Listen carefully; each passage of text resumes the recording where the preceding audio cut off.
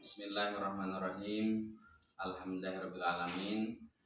Bapak Kepala SMPN 3 Kertajati beserta Ibu Bapak Guru yang saya hormati, izinkanlah pada kesempatan yang berbahagia ini saya akan memaparkan, mensosialisasikan tentang budaya positif di sekolah kita yang akan kita terapkan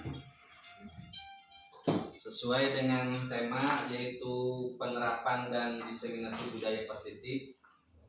Di antaranya budaya positif itu apa saja di dalamnya?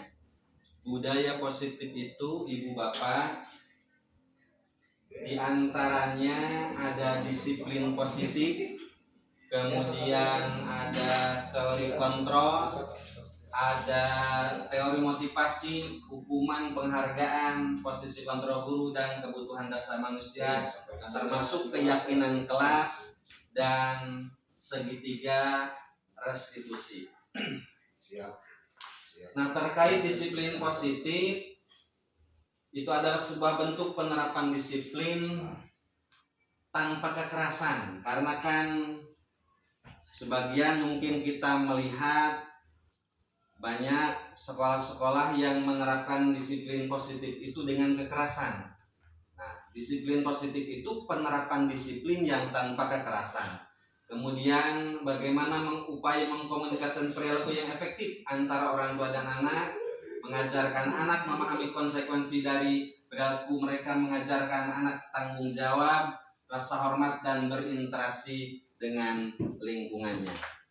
Kemudian kita sebagai pendidik harus mengetahui posisi kontrol, karena menurut teori kontrol Dr. William Glasser, dosen berkesimpulan ada 5 posisi kontrol yang diterapkan sebagai seorang pendidik.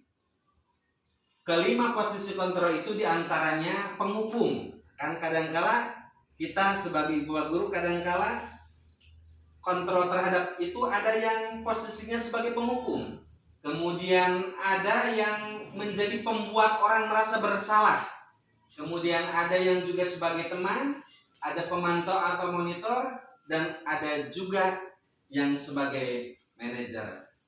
Kebanyakan mungkin kita sebagai penghukum kepada anak didik itu.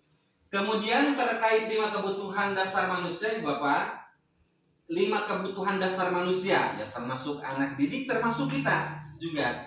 Itu ada yang bertahan hidup, kemudian ada kasih sayang dan rasa diterima, ada penguasaan, kemudian kebebasan dan kesenangan. Itu kemudian keyakinan kelas. Nah, ini keyakinan kelas ini yang nanti juga akan diterapkan di tiap kelas masing-masing terhadap keyakinan kelasnya. Adapun penerapan keyakinan kelas itu tujuannya menumbuhkan keterlibatan murid dalam memenuhi keyakinan kelas untuk mencapai kelas impian bersama guna pembelajaran yang efektif, mewujudkan merdeka belajar berpihak pada murid, dan menciptakan komunikasi segala arah antara guru dan murid. Kemudian bagaimana bisa membiasakan budaya dan disiplin positif.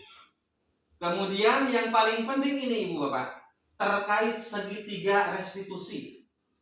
Kalau termasuk saya juga tahu segitiga restitusi ini ya setelah mengikuti pendidikan guru penggerak. Karena ternyata setiap kesalahan pendidik itu tidak harus dikenai sanksi atau hukuman. Di antaranya ada segitiga restitusi.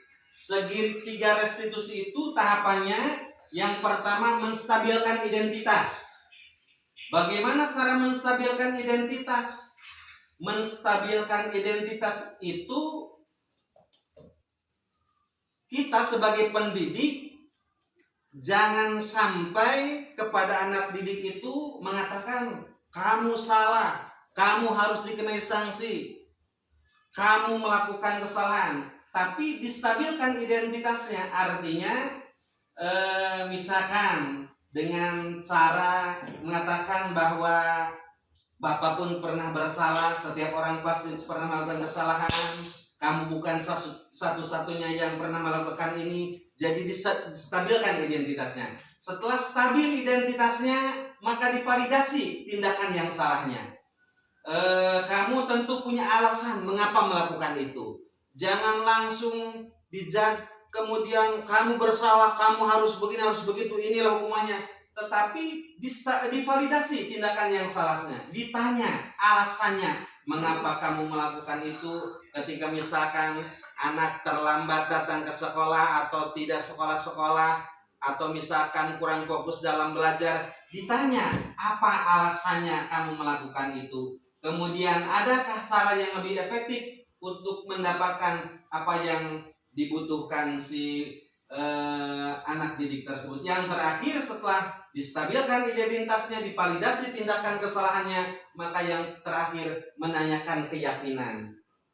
Segitiga restitusi terkait menanyakan keyakinan ini setelah setiap kelas itu memiliki keyakinan kelas. Keyakinan kelas apa yang telah kita sepakati? Kan misalnya di keyakinan kelas itu kita harus rajin belajar, tidak boleh telat masuk, dan lain sebagainya. Kamu ingin menjadi orang yang seperti apa? Ditanyakan. Nah, dengan segitiga restitusi ini nanti tidak ada yang saling menyalahkan, apalagi seorang pendidik menyalahkan, memberikan hukuman kepada anak didik. Mudah-mudahan segitiga restitusi ini bisa kita terapkan dalam setiap permasalahan-permasalahan anak didik yang ada di sekolah kita.